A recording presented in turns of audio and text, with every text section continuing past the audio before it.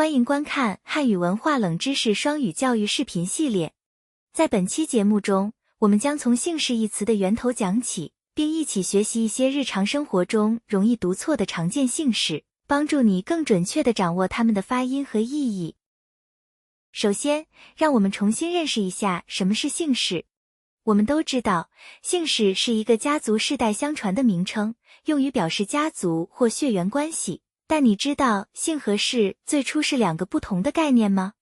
姓起源于母系社会，通常由母亲传给子女，因此姓字带有女字旁，反映了其历史渊源。最早的姓多与氏族、图腾或地域相关，其中不少也带女字旁，例如姜、姬、姚、姒等。氏则出现在父系社会，用于表示家族分支或贵族封号，通常由父亲传给子女，如赵、李、王等等。随着历史的演变，姓与氏逐渐合二为一。在现代汉语中，姓主要指家族名称，如张、钱、郑，而氏则多见于古代文献或正式场合，如刘氏家族。在日常生活中，有些汉字看似简单易读，但作为姓氏时却有着完全不同的发音。比如，屈作为姓氏时读作欧。事实上，屈这一姓氏的读音来源甚早，与欧相通。根据录事上的记载说，越王吴江的次子被封于乌城欧虞山的南边，后代中有欧氏、欧阳氏。由此可见，欧阳氏和欧氏可能同出一源，都是越王吴江的子孙，而越王吴江则是越王勾践的七世孙。再比如，解作为姓氏时读作谢。相传周武王之子唐叔虞的儿子同梁受封于谢地（今山西谢县），被称为谢梁。其后代在谢地世代居住，因而以地名谢为姓，形成了谢姓的起源。还有丹，作为姓氏时应读作单。单氏是一个多民族、多源流的姓氏群体，历史上曾经历从北至南、由西向东的大规模迁徙，因此如今单姓在中国的分布极为广泛。茶作姓氏时读作扎。虽然扎姓并非常见的大姓，但历史上却不乏名儒显宦。例如，著名的武侠小说家金庸先生的原名便是查良镛。筹作姓氏时读作裘，在历史上名家辈出，如明代著名画家裘英。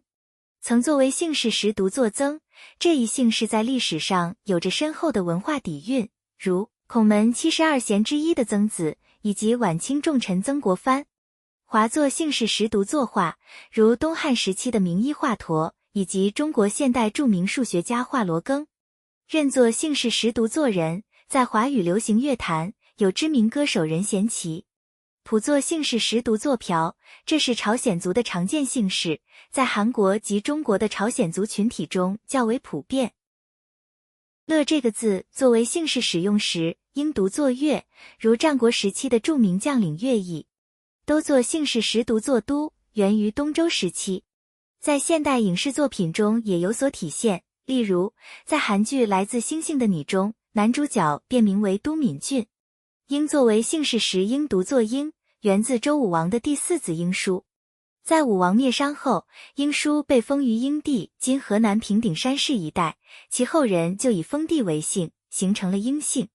盖作为姓氏时读作葛，如唐代大儒葛文达。葛姓的起源主要有两个，一是以艺名为姓，出自姜姓；二是源自改姓，北魏时期的葛楼氏后来改为葛姓。取作姓氏时读作屈，出自姬姓。春秋时期，晋国国君晋穆侯的少子成师被封于曲沃（今山西闻喜一带），其后代子孙便以封地为姓，最初称曲沃氏，后简化为单姓屈。在姓氏中，据读作勾，如古国高句丽，以及历史上著名的越王勾践，其名字在古籍中也常被写作勾践。勾姓的始祖可追溯至黄帝的太玄孙、少昊的玄孙勾芒。事实上，在古代勾最初写作句，而勾则是后来的分化写法。赵作为姓氏时应读作少，如周文王的庶子少公是西周的重要政治人物。凡在姓氏中读作婆，源自殷商七族之一的有婆氏。后人多改姓为伯或其他姓氏，因此如今婆姓已十分罕见。不过，在河南开封市仍存有一座建于北宋开宝7年的婆塔，见证了这一姓氏的历史印记。原作姓氏实读作韵，起源于春秋时期楚国公子伍子胥，属于以先祖名字为氏。伍子胥原姓伍，名韵，字子胥。据学者考证，韵与元本为同一字，只是写法有所不同。例如，唐代诗人韵半迁便是韵姓的代表人物之一。接下来，我们来看看一些常见的复姓。尉迟源自南北朝时期北方鲜卑族的姓氏。前秦时期，苻坚攻灭鲜卑拓跋部族，使代国灭亡。后来，拓跋归附国，建立北魏。与此同时，鲜卑族中又崛起了一支尉迟部落，称为尉迟部，类似于中原的诸侯国，其后人便以部落名称为姓。莫奇同样是典型的少数民族姓氏，起源于敕勒族的一个分支。北魏献文帝拓跋宏继位后，将国家势力划分为7部分，令兄弟各自掌管。其中，其三弟所率领的公族部落被称为莫奇氏，这一氏族曾支持鲜卑族拓跋部建立代国政权。另一个与少数民族相关的复姓是莫毒。莫毒单于是西汉初年匈奴的君主，秦2世元年，他是父自立，首次统一北方草原，建立了强盛的匈奴帝国。此外，还有一些容易读错的复姓，如单于、澹台、拓跋、皇甫、长孙。这些姓氏不仅承载着深厚的历史文化，也反映了中华民族多元融合的历程。此外，一些姓氏在流传的过程中，原本的读音被误读，并最终形成了我们习以为常的读法，甚至成为固定的文化惯习。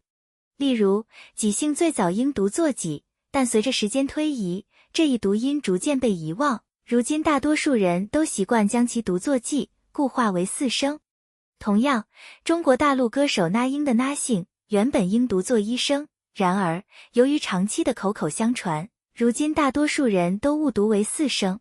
复姓灵狐的正确读音应为灵狐，但在日常运用中，灵常被读作4声，使得这一姓氏的原始发音逐渐被遗忘。这些姓氏读音的变化，也让我们意识到，一些看似约定俗成的发音，实则是时代变迁下的产物。希望本期内容能帮助你更好地理解这些容易被误读的姓氏，也让你对汉字的演变和文化背景有更多的认识。如果你喜欢以上内容，请记得帮我们点赞。欢迎订阅我们的频道，以观看更多的优质双语教育内容。